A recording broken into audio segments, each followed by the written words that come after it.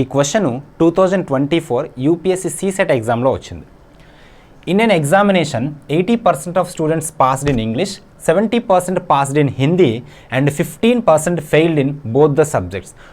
What is the percentage of the students who failed in only one subject అని అడిగాడు. So ఇలాంటి question చేయాలి అంటే ఫస్ట్ వెన్ డయాగ్రామ్ మీద మనకు ఐడియా ఉండాలి. This is English, this is Hindi.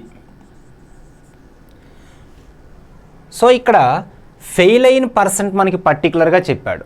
So total both the సబ్జెక్ట్స్లో fail అయిన వాళ్ళు ఎంతమంది? 15%.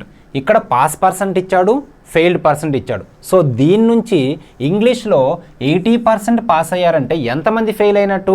20% ఫెయిల్ అయినట్టు. సో ఇంగ్లీష్లో 20% ఫెయిల్ అయ్యారు. మరి హిందీలో 70% పాస్ అయ్యారంటే ఎంత పర్సెంట్ ఫెయిల్ అయినట్టు? 30% ఫెయిల్ అయినట్టు. సో హిందీ అనేది 30% ఫెయిల్డ్. టోటల్ బోత్, ఇది బోత్ కదా, సో 15% ఫెయిల్ అయిపోయారు బోత్. సో ఇందులో 20లో 15 తీసేస్తే 5, 30లో 15 తీసేస్తే 50. ఓన్లీ వన్ సబ్జెక్ట్ అంటే ఇందులో 5% ఫెయిల్ అయ్యారు, ఇందులో 15% ఫెయిల్ అయ్యారు. So answer is 20%, which is option